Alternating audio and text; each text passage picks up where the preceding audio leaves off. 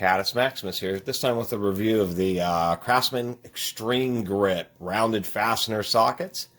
These are also sold at AutoZone as, I think, also called Extreme Grip or Super Grip, not to be confused with the old Duralast, in which are still sold the Grip Tite sockets.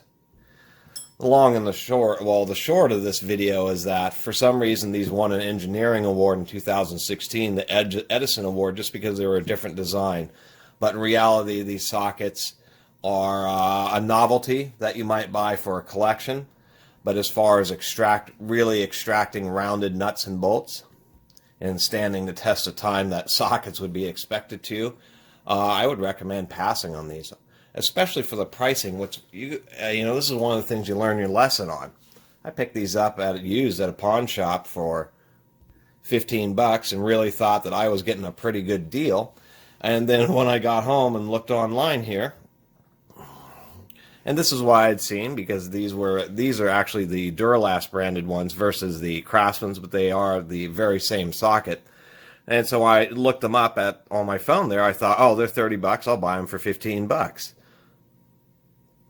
But then I go on Amazon and see the Craftsman Extreme Grip, which is what these are, is $14.25. So I wasn't getting such a great deal. I paid more used than they cost new. So it pays to do your homework. So the idea behind these sockets is they're kind of like a spring-loaded chuck. It's a 3-jaw chuck. I assume a chrome vanadium body. It has these 3 teeth. They were all pretty coarse. I had to lube them all up. A couple were getting stuck. But the teeth actually retract, and they're like a chuck. The teeth themselves are really hard, flat pieces of steel, but there are channels cut into the socket at slight angles. So when the teeth retract, the opening becomes a little bit larger. So they're advertising these as both being metric and fractional, and that is true. But it's not such a great fashion because of the way the jaws retract, that many types of bolts, such as washer heads like this, it won't be getting full traction. When you put a washer head bolt in there, it's going to retract the jaws, and they're only going to be gripping maybe 2/3 of the way or something, just much closer to the head of the fastener. Here's a 7/16 bolt. It's only 10 thousandths larger than that 14mm bolt, and they're a little fidgety. I could see one situation, the way they're spring-loaded, they do hold on to the socket, but you can see when you put in the bolt, the teeth are quite retracted. And so the idea here, if we can, it's kind of hard to get a good angle. Here we go. I got a new light on, and so we can see how the teeth are retracted, and then they are sitting right in the middle of the flat. And since it's spring-loaded, it brings them into close contact, holds them tight, and then of course you would turn the socket. And the idea is, since it's sitting in the flat, it's less likely to round fasteners if you use them, and can help remove already rounded fasteners. But part of the issue with that is an already rounded, especially a badly rounded fastener, the metal will be squished way over, and these white teeth are going to potentially have trouble interfering with. I don't have any really badly stripped bolts. I usually don't keep those. Is that the burr metal over the top of the bolt will interfere with you being able to get this socket on. Another criticism is that it is only 3-point, which is pretty odd. These are the first 3-point sockets I've ever seen.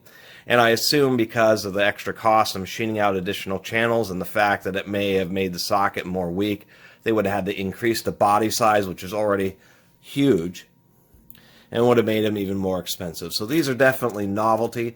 One of the things I didn't like is obviously that the plastic retraction collar, as well as the retaining collar, which I assume is just pressed onto the back of this socket, are plastic. And, hand tools, especially wrenches and sockets, just get dropped and beat up all the time, and I'm not sure how long a plastic collar is going to really last. Even if this is fiberglass reinforced nylon, it's a socket, it's going to be taking some super abuse. I had all the work that they had to do on it, this forging. I just don't like how thin it is. I don't know how this thin part, I don't know how far up the socket it goes. I was going to tear one of these apart, but I was kind of afraid about them having some kind of divots where if you press where this snaps into, so if I were to press it off, it may never go back together again. But I also worry about these just straight falling apart in somebody's toolbox. Here we have the old grip Tites that AutoZone now just sells the grip Tite brands. They no longer have the Duralast brands. They have these in an 8-piece 3/8 set and a 7-piece 1/2-inch set. And these are the ones that are so much better from Duralast. We can see that they are 6-point, and they are in a specially designed socket that actually presses down on the edge of the fastener. So much better than these Craftsman's. So much better. Because they are all on a plastic collar, so they fit pretty tight right on the fastener, and then when you turn it, it acts like a cam, pressing those little points even harder right into the center. They're also thinner, so they'll get past even really badly rounded fasteners. 6 points, also much better, and since it's just a much simpler design with these teeth, still being just a regular socket on the outside, really are more likely to stand the test of time and really truly extract a fastener, because when we turn the socket, it just presses down on those teeth and they remain in the center. This is a really good design. Also, because of the narrower design, they kind of want to bite in. We can see this socket compared to the diameter of the extreme grip is much narrower, or slimmer I should say. So obviously this thing is thicker than a really thick impact socket, and this is going to have trouble fitting in a lot of tight spaces, where this socket is much smaller, is actually even only marginally larger than a regular 9/16 6-point socket. And to further make the point, a 9/16 socket on top of this extreme grip, it's just huge. The extreme grip is just absolutely massive.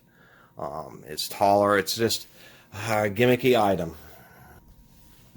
You know, the way these little jaws retract like this, and this whole collar system here, I mean, sockets, obviously, you're going to get a ton of grit and grime in there, and these are just going to be jamming up on you all the time. Obviously, as I mentioned earlier, not easy to service. And then on things like washer head bolts or bolts like this, which are just flush against the surface, it's not going to be grabbing on the full depth of the head. Something like this, when you put it on a washer head bolt, actually goes all the way to the bottom, which is really nice. You're getting a full amount of grip. So that's my review of these. I think I'll end it there. They're really neat. It's kind of a neat idea to have a spring-loaded 3-jaw chuck in a socket, but the 3-jaw chuck design just doesn't lend itself to sockets. Just because you can do it doesn't always mean you should. Anyway, I really appreciate everybody who's been watching and subscribing and supporting the Catus Maximus channel, especially the early and old-time subscribers, as well as all of the fresh subscribers. And if you haven't subscribed, please do. Until next time, Catus Maximus out.